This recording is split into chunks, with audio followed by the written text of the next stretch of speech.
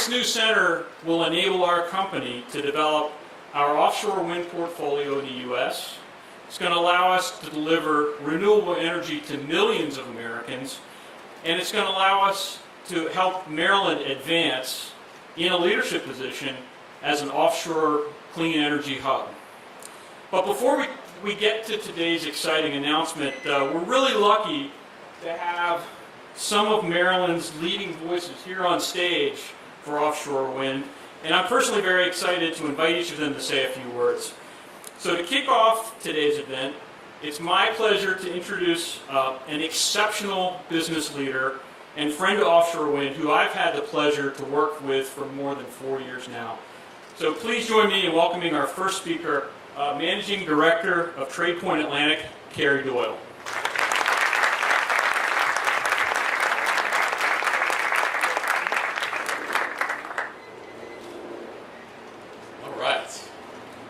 Good afternoon, everybody, and welcome to TradePoint Atlantic for this very special event. This day has been nearly a decade in the making, and it would not be possible without the support of our federal, state, and local representatives. Most notably, I'd like to welcome back Senator Cardin, Senator Van Hollen, Senate President Ferguson, Speaker Jones, our very own County Executive Johnny Oshesky Jr. Thank you for your many years of partnership.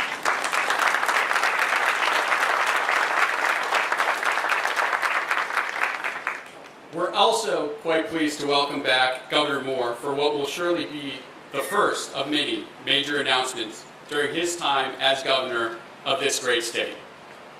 We're here today at the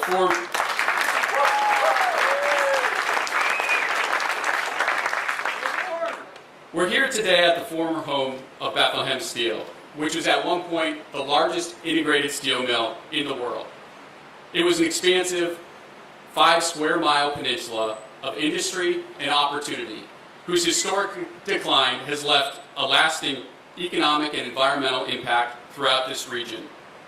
But today, the 3,300-acre peninsula serves as a global multimodal logistics hub, providing critical supply chain solutions for over 35 world-class organizations, while also providing a place of employment every day for over 12,000 Marylanders.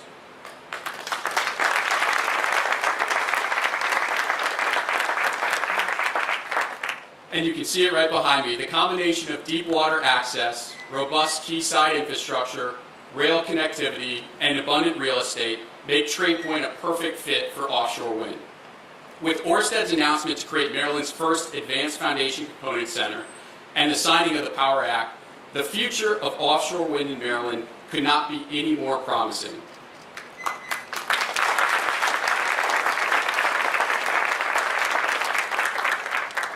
Congratulations to Ørsted on this important first step towards establishing a strategic offshore wind facility right here in Baltimore County. Together with U.S. Wind's foundation manufacturing facility, Maryland is poised to become a hub for offshore wind manufacturing and logistics.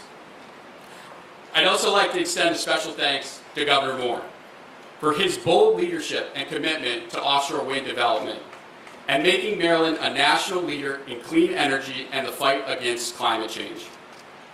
Thank you all for joining us today. We look forward to the many great speakers ahead.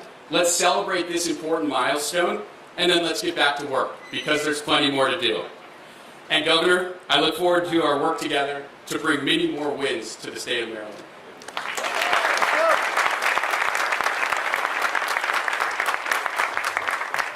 Thank you, Carrie. Riggs Distler & Company is a leading union construction solutions firm with offices all along the East Coast, including Dundalk, Maryland, just about 4 miles from where we're standing here today.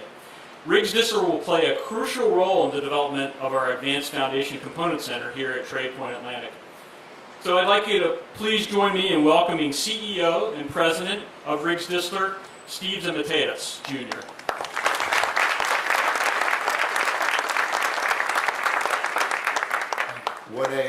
What a wonderful, beautiful, great day. I'm very humbled to be here with all these folks on the stage right now. You know, Riggs Distler is a union electrical, mechanical, and utility construction firm that was founded right here in the state of Maryland in 1909.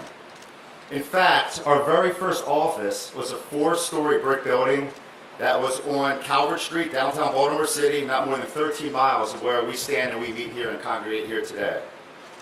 Over the past 100+ years, Riggs Distler has worked on many significant projects and important projects throughout the state of Maryland. Johns Hopkins Hospital, alma mater, Westinghouse Electric Corporation, the Baltimore Harbor Tunnel, the Naval Air Station at the Tucson River, and at Bethlehem Steel, what we always fondly call Sparrows Point, which is now Trade Point Atlantic. This was the exact location that Riggs Distler employed hundreds of union workers. We executed millions and millions of man-hours. We performed work here on the on-site generation station at Penwood, the L furnace, which is one of the largest blast furnaces in the world, the BOF, basic oxygen furnace, which is where iron coming out of the blast furnace was converted into steel. And our employees worked here all the way up through 2012, when we thought, for a lot of us, thought our tools would fall silent for the very last time. And that was when RG Steel closed their facilities here at Sparrows Point. But here we are today. It's 2023, and we are in the midst of another great American turnaround story. Riggs Distler, Orsted, Maryland's government, Maryland's labor unions, Trade Point Atlantic, and our Tier 2 partners, Smulders, Youngstrom, and Crystal Steel Fabricators, are all working together to make one of Maryland's most important projects as we build a cleaner energy future for the great state of Maryland. I'm sure we're going to pause for that. This facility that we are celebrating here at Trade Point Atlantic will strengthen Maryland's position as an offshore wind supply chain leader. This facility will directly create more than 125 union jobs. This facility will contribute tremendous economic and social benefit to the state of Maryland and to the state of Maryland's communities. And most importantly, this facility that we are celebrating here at Trade Point Atlantic will be a leading contributor towards our nation's transition to clean, renewable energy, which will bring boundless benefits to our children, our grandchildren, our great-grandchildren, and our futures to come. Riggs Distler is honored, and we're proud to be a part of it. And I want to thank everyone for attending today's event, and I can't wait to hear what our esteemed speakers have to say next. So thank you. Thank you, Steve. The Baltimore, D.C. Building Trades is a local affiliate of the North American Building Trades Union that supports the 28 local unions in the greater Baltimore, D.C., and Northern Virginia region. They represent thousands of skilled trade professionals in the building and construction industry. The building trades are a critical workforce partner for our Advanced Foundation Component Center. So please join me to welcome Baltimore Director of the Baltimore, D.C. Metro Building and Construction Council, Jermaine Jones.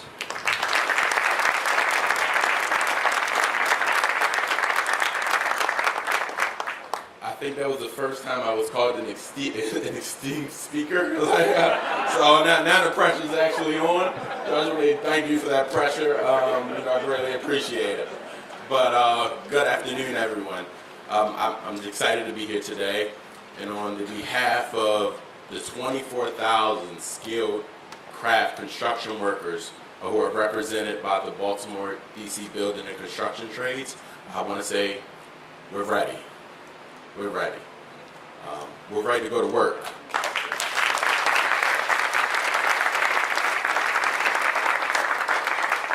We're ready to go to work. We're ready to put our skills to the test, and we're ready to make the state of Maryland one of the leading producers in offshore wind.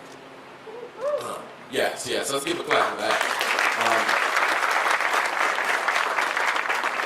But what I'm most excited about is where this project is happening. It's happening in Sparrows Point, where the heart of Bethlehem Steel was once at. I remember often when people talk about Bethlehem Steel, they refer to the good old days. What was there, what used to be there, what has long gone and has no opportunity of coming back. I remember my grandmother telling me stories about how my great-grandfather worked in Sparrows Point and how he had a good job with benefits and family supporting wages. You know, where he was able to take care of our family, and he was able to buy a home one day and move into the middle class. And I remember growing up, I had no idea where those opportunities existed anymore. And they were few and far between, but I'm happy to say today those type of jobs and those type of opportunities are coming back.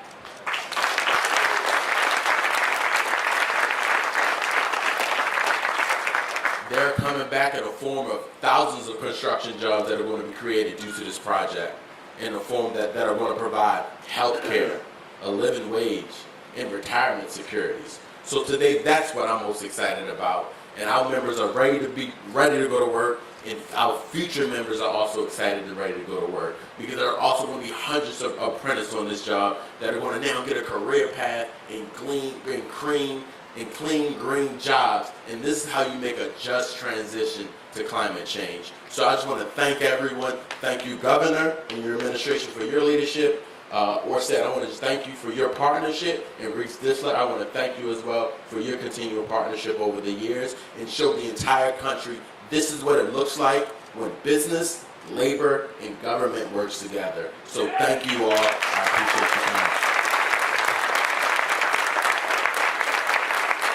Thank you, Jermaine.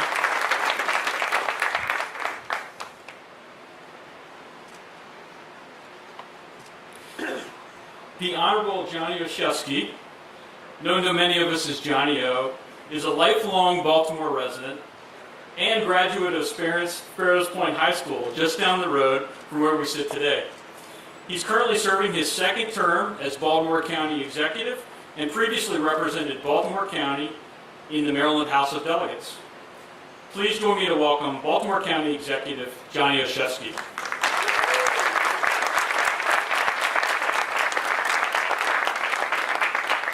Good afternoon, everybody.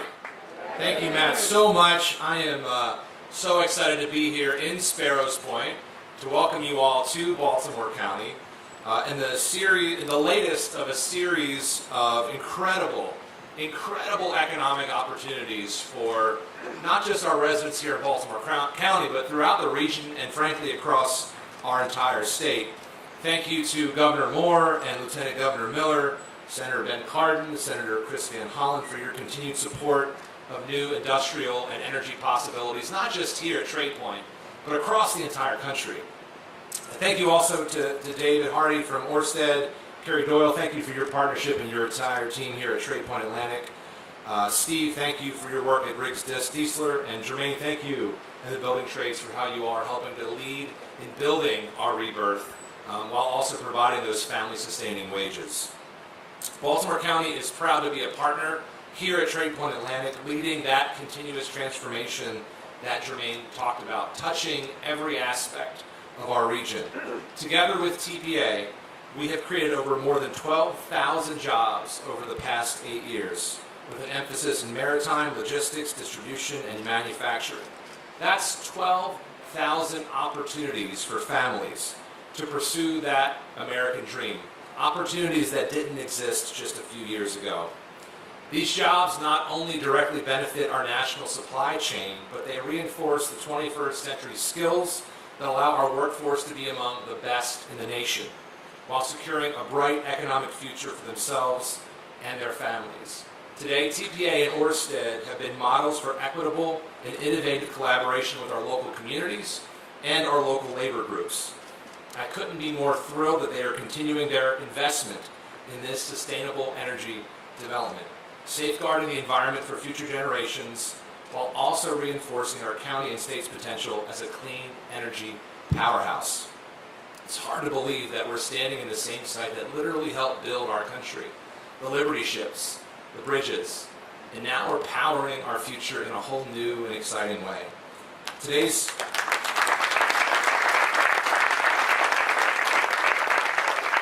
celebration is our next step in that potential with the groundbreaking of this advanced foundation component assembly facility.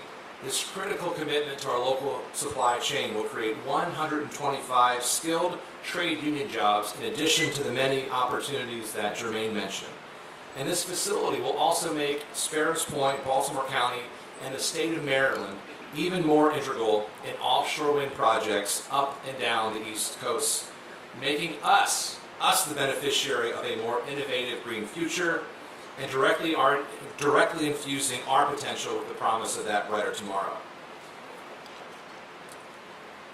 I want to just take a moment to also just talk about and thank our legislators for joining in their service in creating the opportunities to make events like today possible, pursuing things like the Power Act. I want to thank our Senate President Bill Ferguson, Baltimore County's own Speaker Adrian Jones,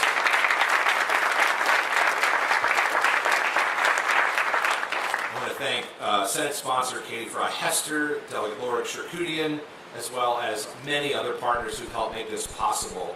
And of course, the Moore-Miller administration and all of the advocates, partners, and supporters for their hard work to advance this legislation and this critical work. I am so grateful for all of the partners who have helped make this day and this project a reality. Baltimore County is ready to continue our work to deliver those modern, innovative solutions that lift up our residents and lead the way for generations to come. Thanks so much.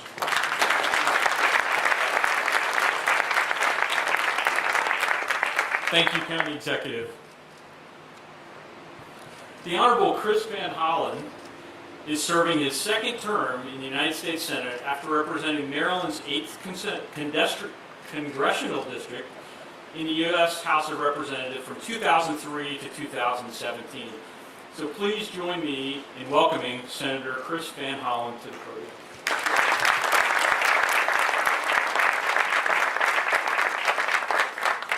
Well, it's great to be here on this very special day. Johnny O, thank you for all your leadership. Good to be with you in Baltimore County, and I'm so glad the people of Baltimore County kept you at the helm. Good working with you. It's great to be here with my friend and partner in the United States Senate, Ben Cardin.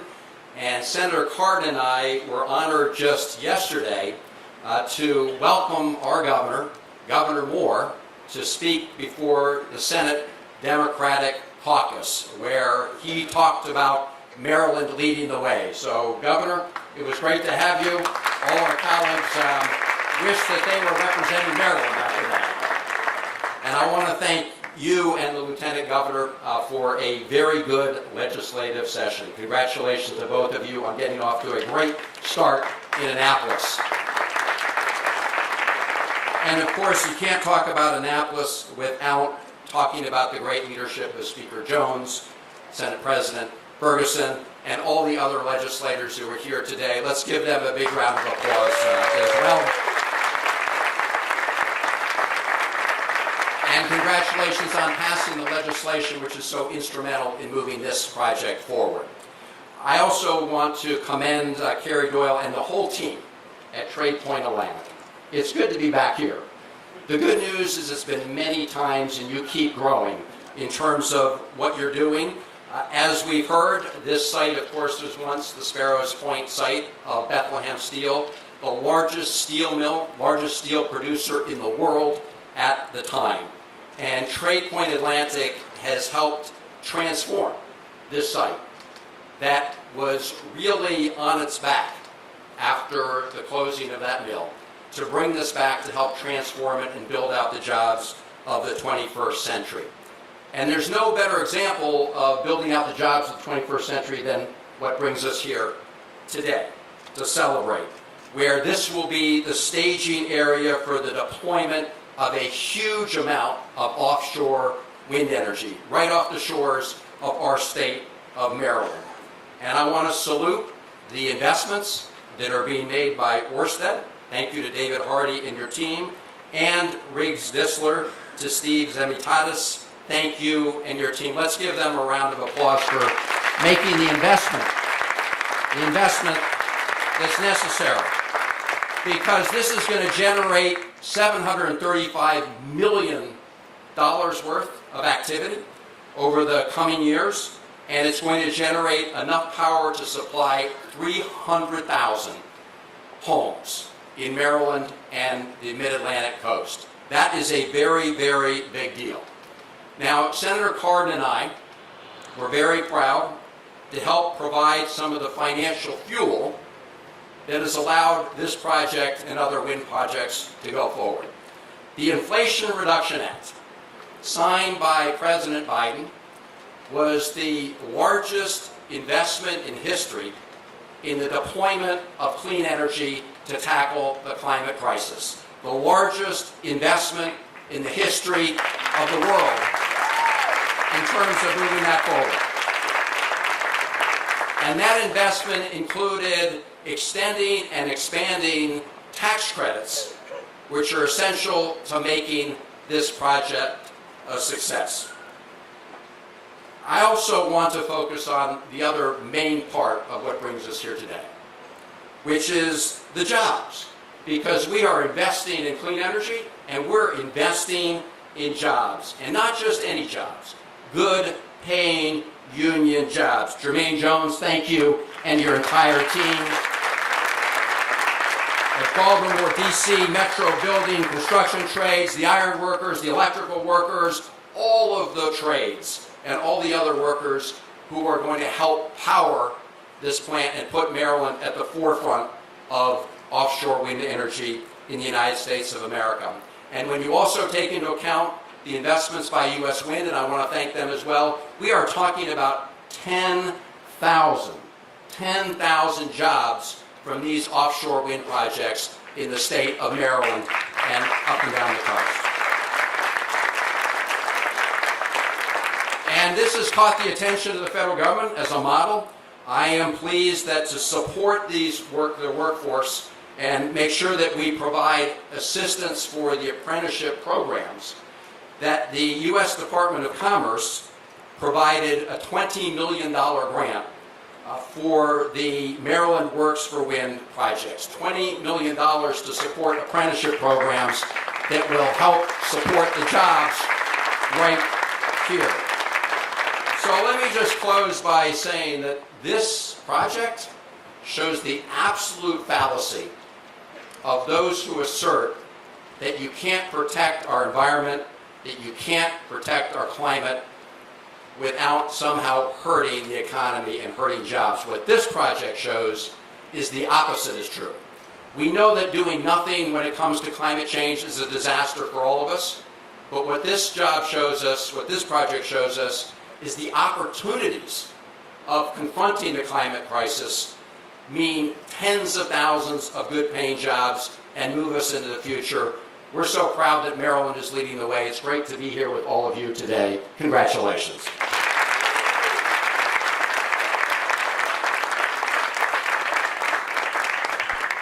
Thank you so much, Senator Van Hollen.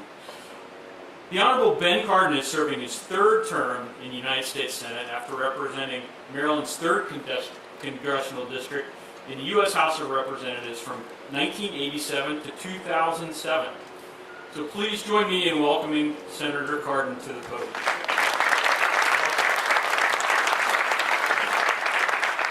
First to Carrie Doyle and everybody at Trade Point Atlantic.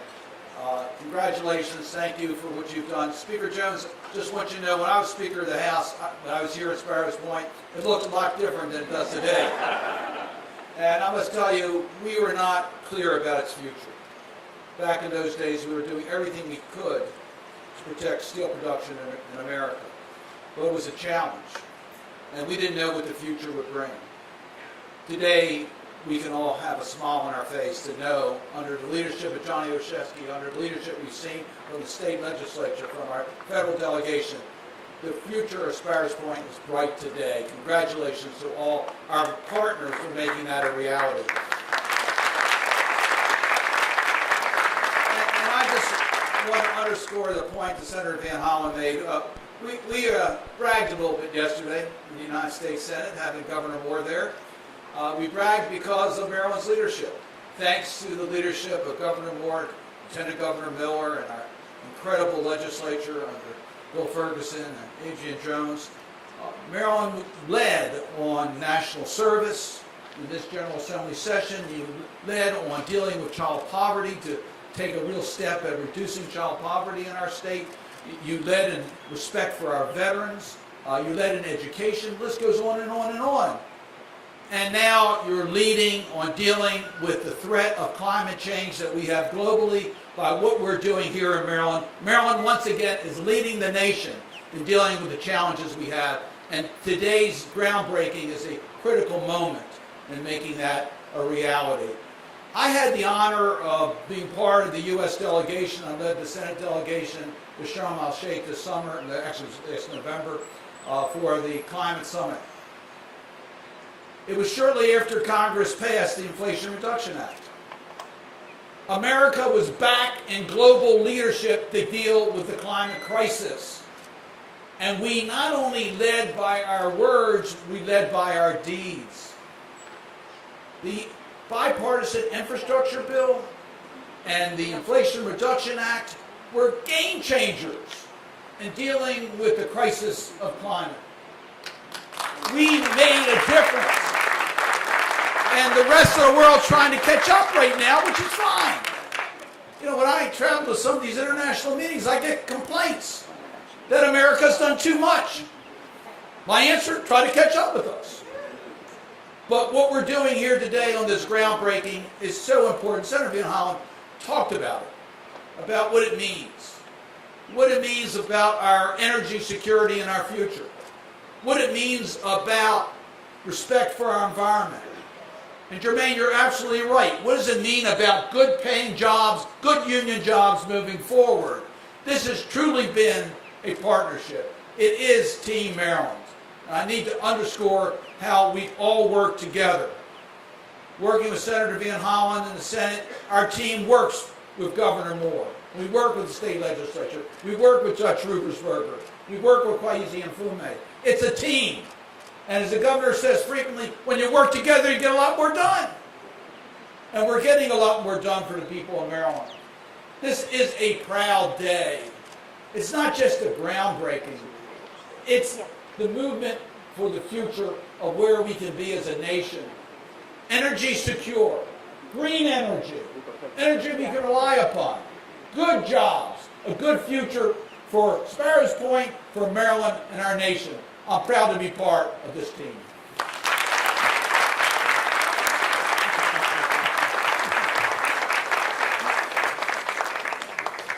Thank you so much, Senator Cardin.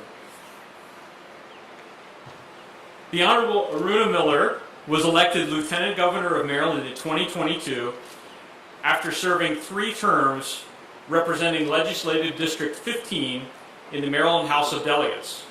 Please join me in welcoming Lieutenant Governor Aruna Miller.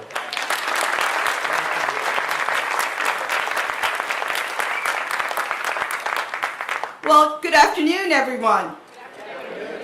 Did you all get the memo to wear your steel toe shoes today? Because I certainly didn't. But anyway, we'll adjust, right? It's great to have all of you here today. I want to thank all the distinguished speakers that are here today, our federal delegation, our state delegation, our local elected officials, everyone that's joined us today. And as was said earlier, it's a partnership between government, labor, and private sector that is going to make Maryland so strong. And I have to tell you, the best partner to have in this administration is my governor and your governor, Wes Moore. It should be noted that the first time that I ever met him, I walked away and I looked at my husband and I said, Wes Moore is going to be the next governor of Maryland. And so it is, right? Anyway, just wanted to say thank you, Matt, for the introduction and for the work you do what you do each and every single day.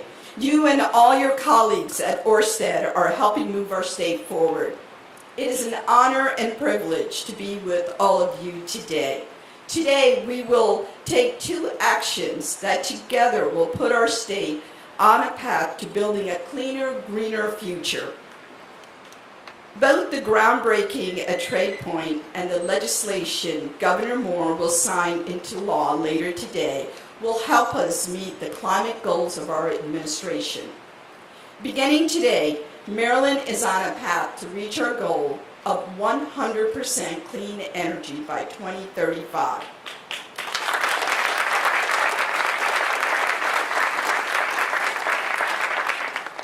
Governor Moore and I know that this goal is ambitious, but we also know that it is one that we can meet thanks to our partnerships. Our partnership in the state legislature with Speaker Jones and President Ferguson, our partnership with the federal delegation with Senators Cardin and Van Hollen, and private partners like those with Orsted.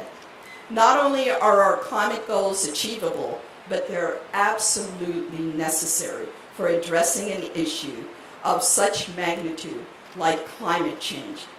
The climate crisis is the existential threat of our time, and it's an issue that impacts all Marylanders. Marylanders on the Eastern Shore who see the kind of flooding in their homes every single year that should be only happening every 100 years. Or Marylanders who live along our state's busiest highway corridors and are therefore subject to the highest levels of air pollution in our state and some of the highest rates of negative health outcomes like childhood asthma and chronic lung conditions. For those Marylanders, for all of us, we need ambitious solutions to climate crises.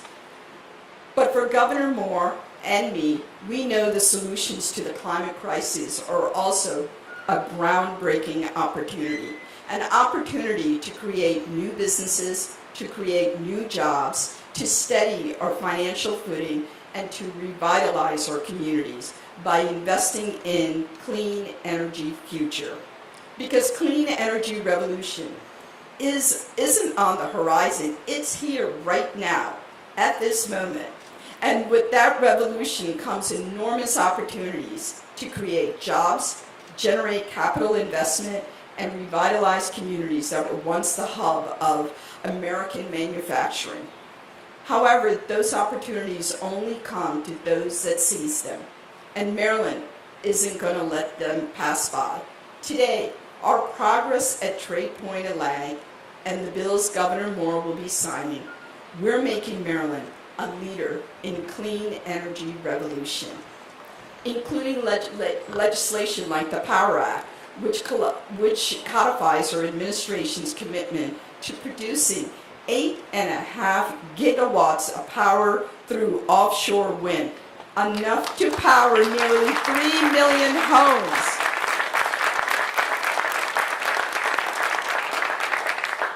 And it all starts right here in Baltimore. Our partnership with Orsted will create thousands of good-paying jobs, union jobs, right here in Baltimore. This is crucial because too many Baltimoreans live in communities overburdened by the impacts of climate change and underserved by the resources to address them. Making Baltimore the heart of our state's response to the climate crisis is an economic opportunity for the future of our state. But it's also an opportunity to foster equity and justice as we move toward a cleaner future. Because the solution to the climate crisis involves every one of us, and we can't leave anyone behind.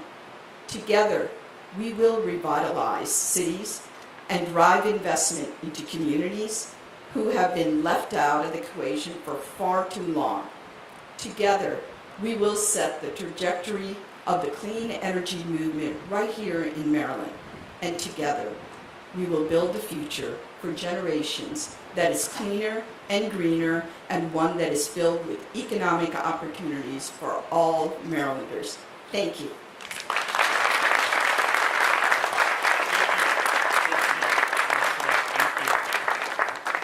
Thank you, Lieutenant Governor.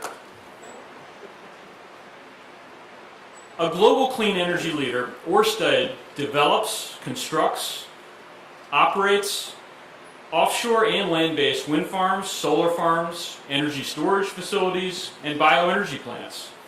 In the United States, the company has approximately 700 employees and is the first energy company in the world with a science-based net zero emissions target as validated by the Science Based Targets Initiative. Ørsted is currently developing a 5 gigawatt portfolio of offshore wind projects the largest in the country, including the Skipjack Wind project here in Maryland. So I'd like everybody to join me to please welcome our Group Executive Vice President, CEO, and my boss of Orsted Americas, David Hardy.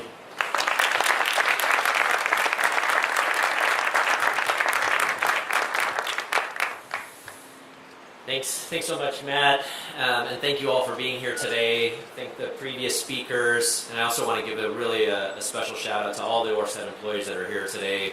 Without you, this project wouldn't be moving forward. So let's thank them first.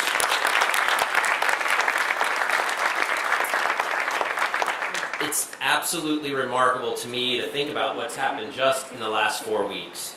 I was at the IPF Offshore Wind Conference in Baltimore on March 29th when Governor Moore announced Maryland's new ambition of 8.5 gigawatts of offshore wind. And just a few weeks later, on April 10th, the Maryland legislature passed the Power Act. And now, less than a month from that announcement from the governor, Governor Moore is ready to sign these goals into law, solidifying Maryland's position as a national pacesetter in offshore wind. Thank you, Governor Moore. Thank you, President Ferguson.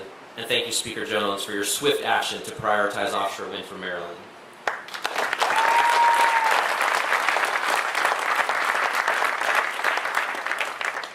And thank you to the many other Maryland leaders who made this possible. We know there was a lot of people who contributed. So we're excited to be here today for the signing of this historic legislation.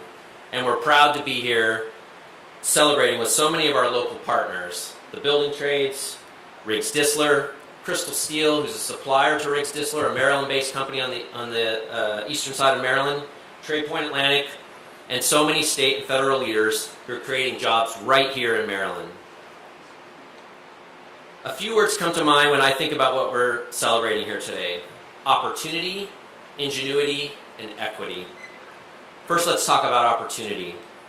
The space where we're breaking ground today, you've heard several times, represents the immense potential that this industry offers to Maryland's economy, its climate, and its workers. Marylanders were built for this. The state's blue economy has a long and respected history.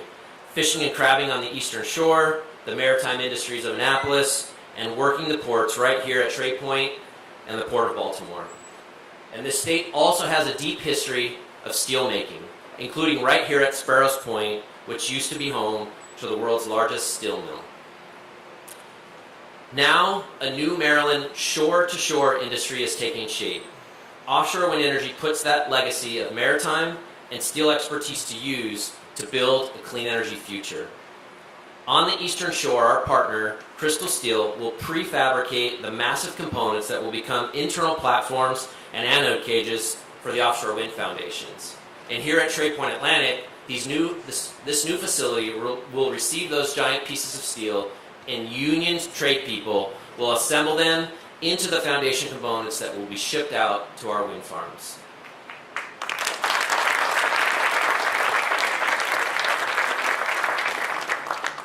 The new supply chain will support hundreds of good-paying jobs for Marylanders, including 125 union positions right here at Trade Point Atlantic. So the opportunity is expansive. Like I said, the second word that comes to mind is ingenuity. The components that will be assembled here will be some of the most significant pieces of offshore wind energy equipment produced in America. These advanced foundation components, as we call them, are part of an innovative offshore wind turbine foundation design. The design increases the operating crew safety by simplifying the transfer of material and personnel from the moving vessel to the stationary turbine. The design also separates key functional pieces of the turbines into distinct components, which enables more local manufacturing opportunity for Maryland businesses like Crystal Steel. Here at Trade Point Atlantic, workers will assemble the internal platforms that house wiring and sensors and allow technicians to access the inside of the turbine for maintenance. The facility here will also fabricate the external platforms where that transfer at sea of personnel and equipment can now safely take place even in inclement weather. And the third final major component assembled here will be the anode cages, which will be lowered into the water around the turbine foundation to protect it from corrosion and extend the lifetime of the monopiles. This industry is in its early stages, and these specialized components have required companies like Distler and their suppliers to innovate. They're creating new fabrication equipment and developing workforce training to ensure we have enough skilled workers to support the project. These innovations will make the work safer and more efficient, leading to a stronger American clean energy industry. Finally, I want to talk about what I think is maybe the most important part, and that's equity. As I said, we're just in the first chapter of offshore wind story here in the United States. That means we have a chance to shape this industry from the outset and build it the right way, an equitable way. I'm proud that Orsted is committed to equal opportunity in offshore wind, with significant supplier diversity and STEM education commitments to underserved communities. In fact, we've already announced $10 million for STEM education and workforce development programs here in Maryland as part of our project.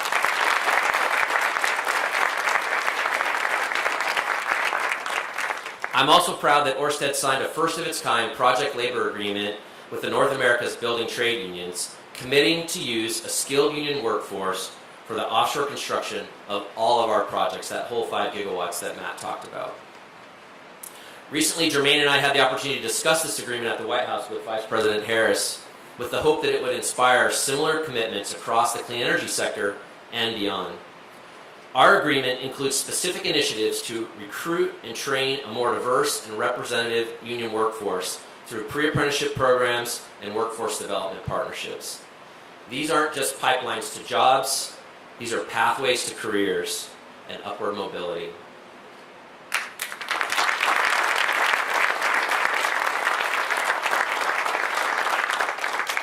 There are only a few ways for Americans to achieve that sort of upward mobility today. For me, growing up, that pathway was through the military. I enlisted out of high school, and my service in the Navy ultimately put me on a path to college, business school, and a career in the energy industry. I know Governor Moore's own military service has helped define his career and trajectory in life. For many Americans, a union card is that same ticket to more prosperity and security for themselves and their families.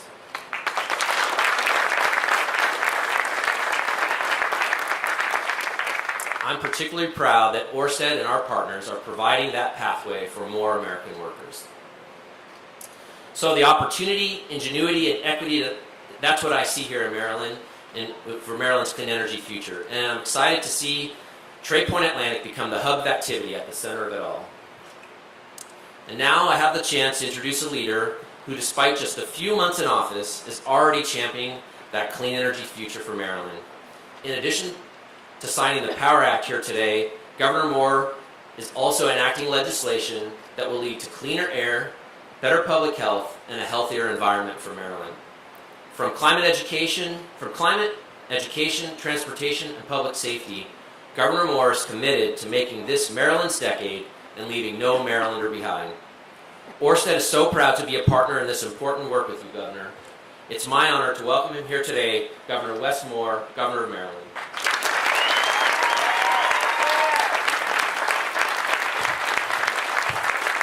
And I can't compete with this public speaking at all, so. Thank you so much. Good afternoon. I tell you what, I'm a very proud Army guy, but I like that Navy guy right here, man. We're thankful for you, Dave. Sincerely, thank you. And listen, I have said it before, I will say it again. This is going to be Maryland's decade. Maryland is going to be the home and the leader in offshore wind in this country.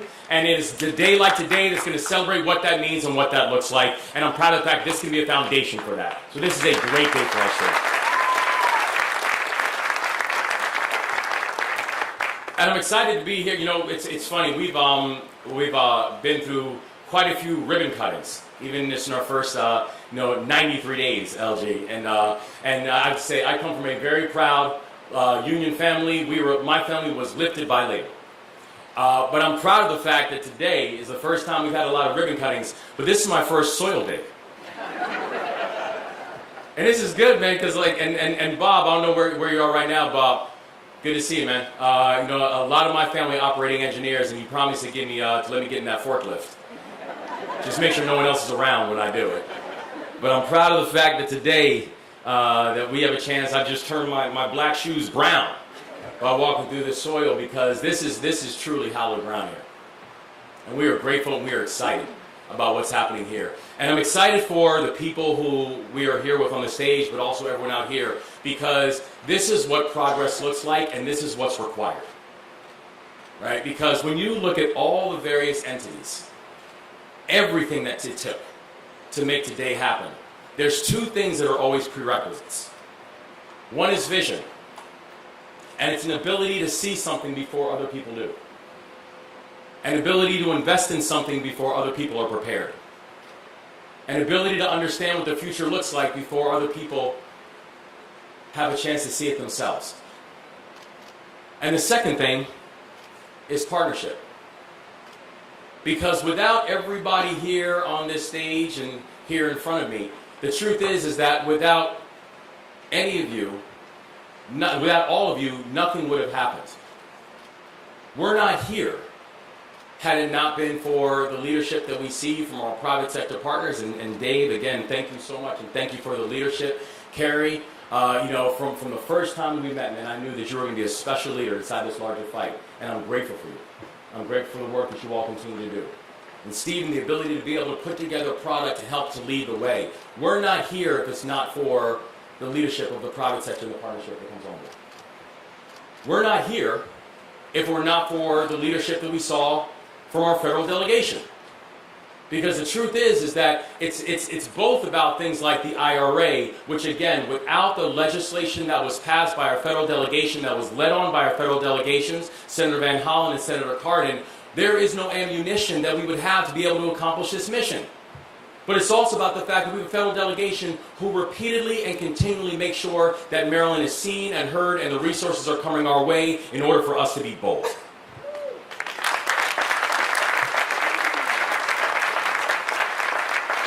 We're not here had it not been for our local elected officials, county executive. Thank you so much for all you continue to do. You've been a champion, continue to be a champion. We're not here if it's not for our labor and our union partners, because we know whose hands it is that is going to help to build the future of this state. We're not here had it not been for our state legislature.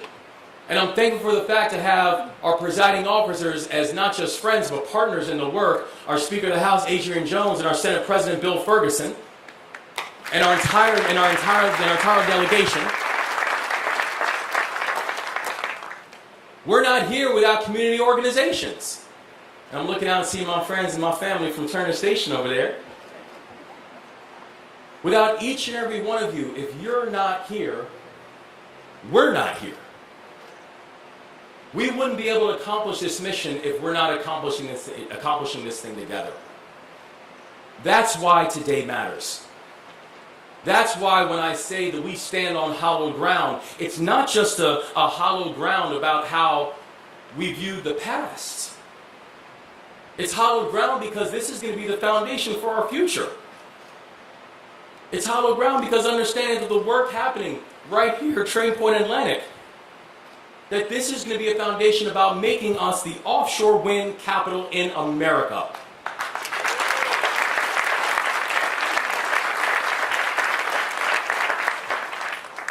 This is an exciting new chapter for our state. Maryland Steel led the American economy in the 20th century, and I want Maryland Wind to lead the American economy in the 21st century.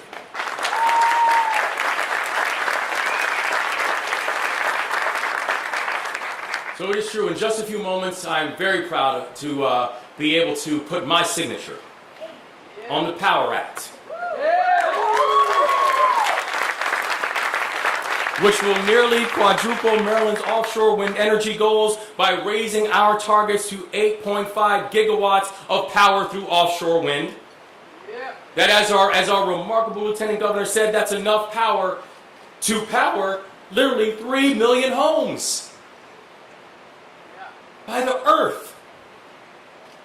that this is our chance to lead, and by hitting these targets, Maryland's economy is not just going to be competitive, it's going to move our state towards energy independence, and when we say that we will be at 100% clean energy by 2035, we mean that.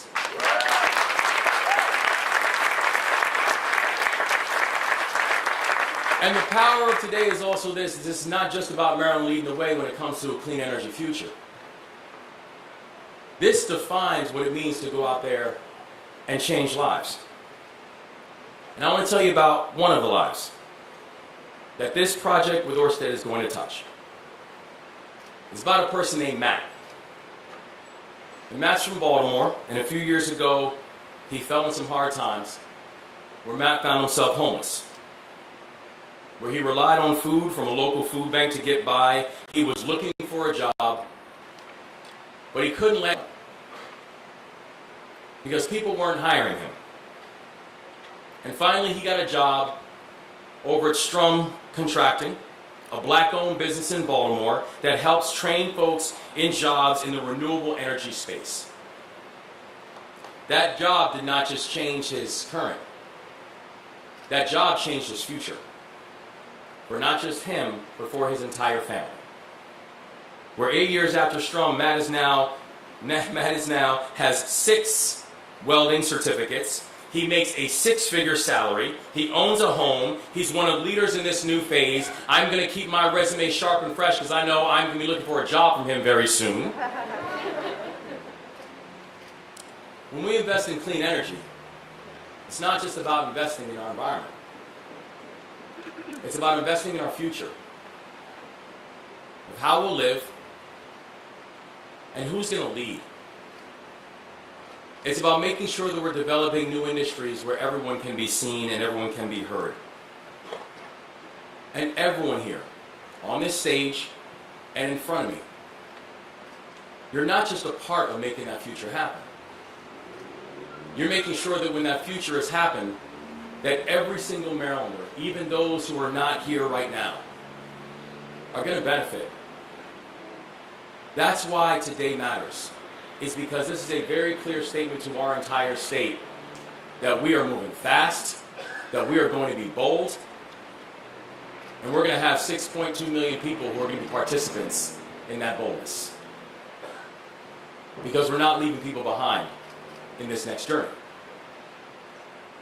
And so today is a celebration of a lot of hard work, a lot of push, a lot of courage, but also today is a true celebration and an acknowledgement of the very, very, very bright future that Maryland has in store.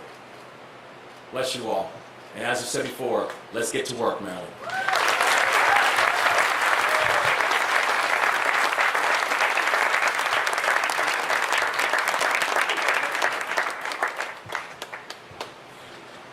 Thank you, Governor Moore, for your visionary leadership. Ørsted, and together with all of our partners, are so proud to be part of Team Maryland. So now I'd like to invite those who are here on stage to take their positions at the front. Each person, there's some shovels here and here. And let's have a groundbreaking.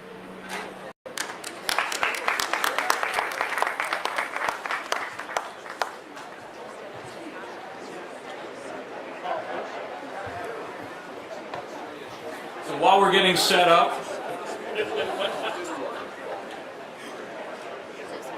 we'll take a few minutes to reset the stage after the signing for the legislation signing. So let's get everybody together.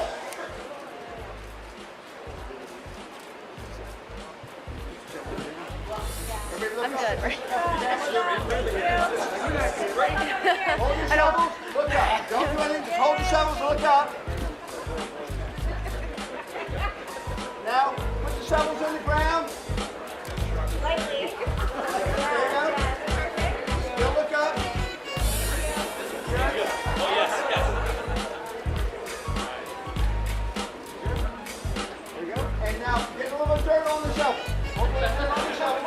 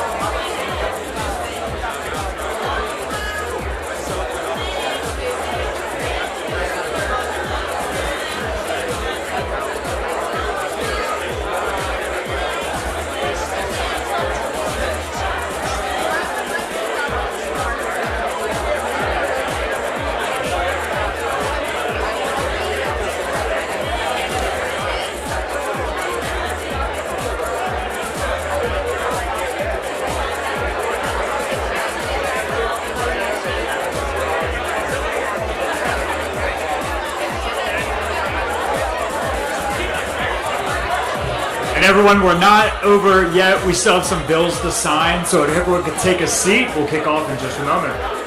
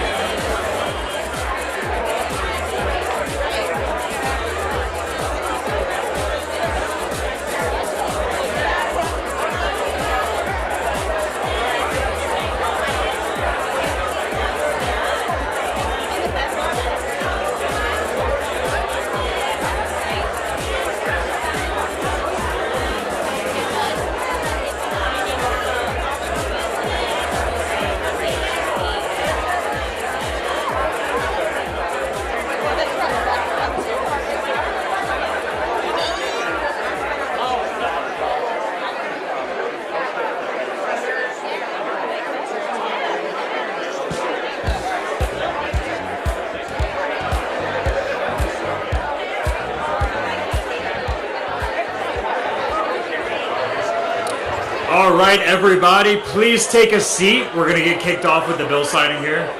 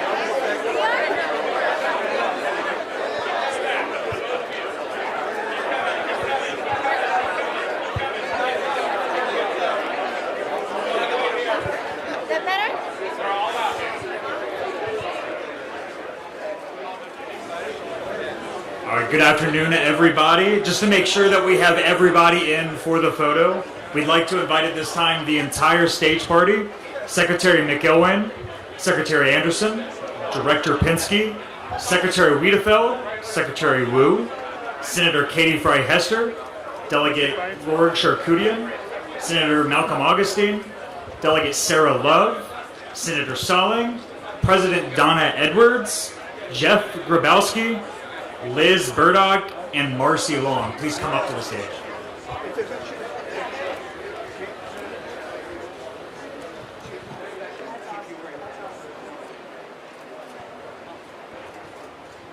All right, good afternoon. In just a few moments, we are going to sign 3 bills into law that are going to help us to accelerate Maryland's transition from a state powered by oil and gas to a state powered by clean energy. But before we get to signing, I want to just take a step back just to recognize the power of today. Because the progress that we are about to make as a collective government, as a state, and as a country, and as a people, it doesn't just speak to the now. It speaks to the future. A future where the air is cleaner. A future where our energy grid is more resilient. A future where power is drawn from nature instead of consistently being in conflict with it. But this future isn't just cleaner and greener, it's also more prosperous. It's a future with work that is empowering.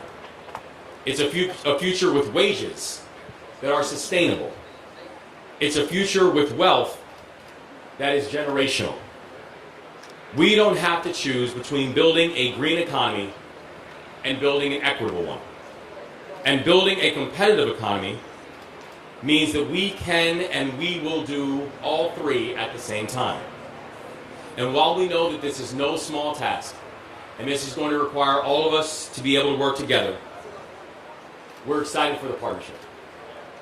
It is in that spirit that I want to thank our extraordinary leaders in the Maryland General Assembly for working with our administration to meet our energy goals and for consistently leading the charge. We want to say thank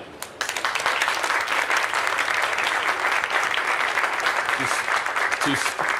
To Speaker Jones, to President Ferguson, all of the climate leaders in the Maryland General Assembly, all the folks who are standing with us today, this is your day. This is our day. And this is our time. We will tackle the climate change crisis head on. And we will tackle this together. We are so lucky to have a House and a Senate that understands the urgency of this moment, that understands the urgency of this crisis, and who understands there is no time to wait for Maryland to get moving. But the Maryland General Assembly also understands the incredible opportunity here, and that is to create jobs.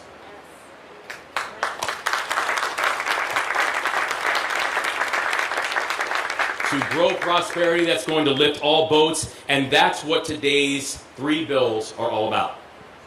The Power Act will nearly quadruple our offshore wind goals so that we can build off of the great work of our partners at Trade Point Atlantic, our partners at Orsted, our partners at U.S. Wind, to make Maryland the offshore capital of the United States.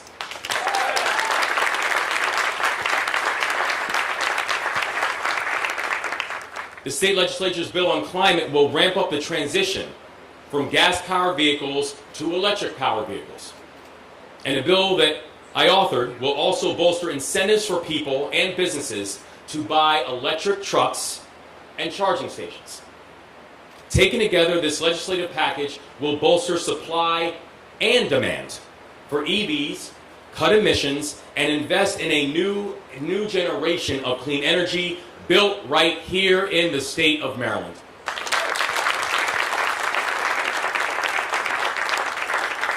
That's what a green economy looks like. That's what an inclusive economy looks like. That's what Maryland is going to look like. And it is in that spirit that I'm honored to turn the microphone and the program over to one of the great leaders in this effort, Senate President Bill Ferguson. Good afternoon, everyone. I will be brief, and thank you, Governor. Thank you, Lieutenant Governor. It is an honor to be here today for this very, very momentous and important moment in time for the state of Maryland. I do want to thank my partner across the hall, incredible leader, Speaker Adrian Jones, for the work that we were able to do throughout this legislative session with the Moore-Miller administration. We had a remarkable year. You all have heard a lot. I am so incredibly thankful for the private sector partners, the labor unions, our incredible legislators who made this possible. I want to name a few of them who are here with us. The sponsors are of a number of these bills. President Pro Tem Malcolm Augustine, who I believe is right behind us here, who sponsored the Clean Trucks bill. Unfortunately could not join us today, but Senator Brian Feldman is in New York, but moved to take over a new committee and led on so many different fronts and in moving energy to a new committee, and I'm so thankful for his leadership. And he was joined as well by Senator Katie Hester, who is here behind me. A lot of times when it comes to legislation, people think that it just gets done. What it takes is committed and passionate and knowledgeable leaders to sit at the table and figure out how to get it done. And that's what these senators represented with their House counterparts, and I'm incredibly grateful. I'm going to go a bit off script very briefly because I think you've heard a lot and I just want to get to the main point. To our federal delegation, I think that Senators Van Hollen and Senators Cardin said it best. If you step back and think, since the space race, in the last 60 years, the United States has never had an industrial policy as intentional as what we are seeing with renewable energy. This is the largest investment in changing industry in the history of the United States. And it's coming. It will get done. The renewable future will be here. The question is who wins and who loses. Who loses will be those who deny its future, who don't believe that climate change is a real thing, who don't believe that we have the tools or the ability or the manpower or the financial wherewithal in order to invest to change that future. Those will be the losers. That's not where we are here in Maryland.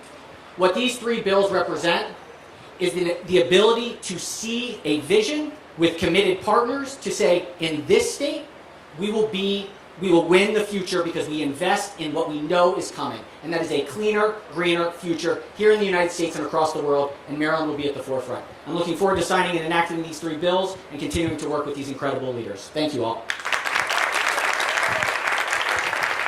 Without further ado, my great partner in this work, Speaker Adrian Jones.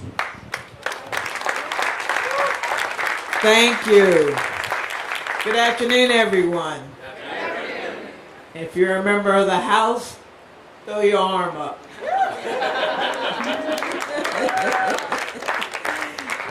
It's great to be back at Trade Point Atlantic. I'm proud to see the Baltimore region become a growing center of both labor and clean energy.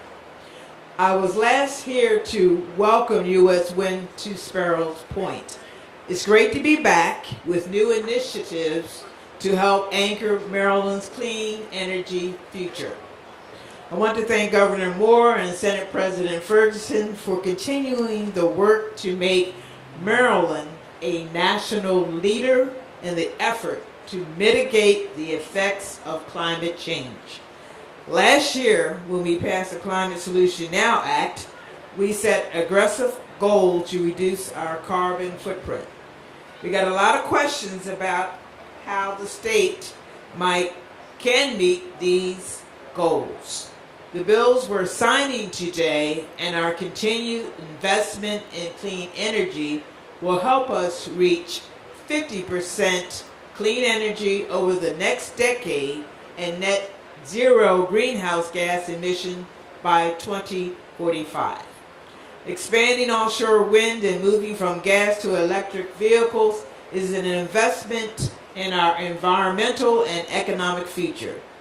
It will bring good paying, clean energy jobs to the state, make our air cleaner and our environment more sustainable. I'm proud of our work together to take aggressive action to reverse climate change while stimulating the state's workforce and economy. This is further proof that state leaders have a vision for our environmental future, and it's achievable. It was exciting to see these bills get passed, and I'm ready to put my signature on them. So let's get to it.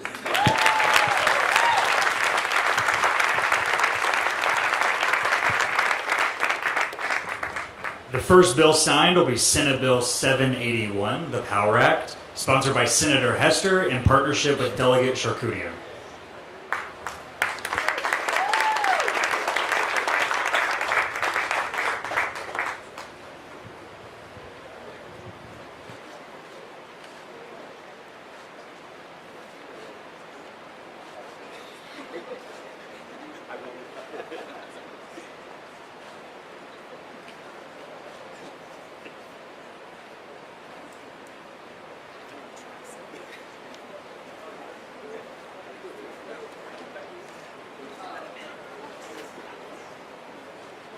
The next bill will be Senate Bill 224, the Clean Trucks Act of 2023, sponsored by Senator Augustine. And House Bill 230, Clean Trucks Act, sponsored by Delegate Love.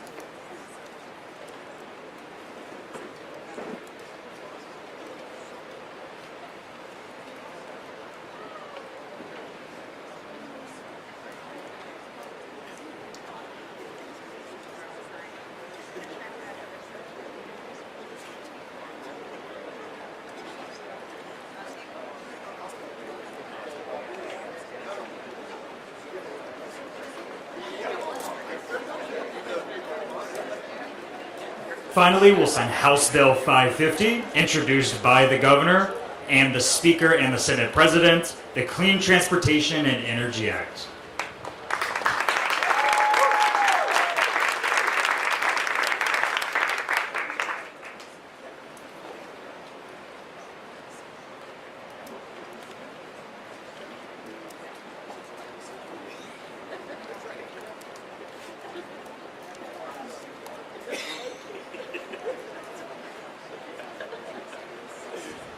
That will conclude the bill signing. Thank you all very much for joining us.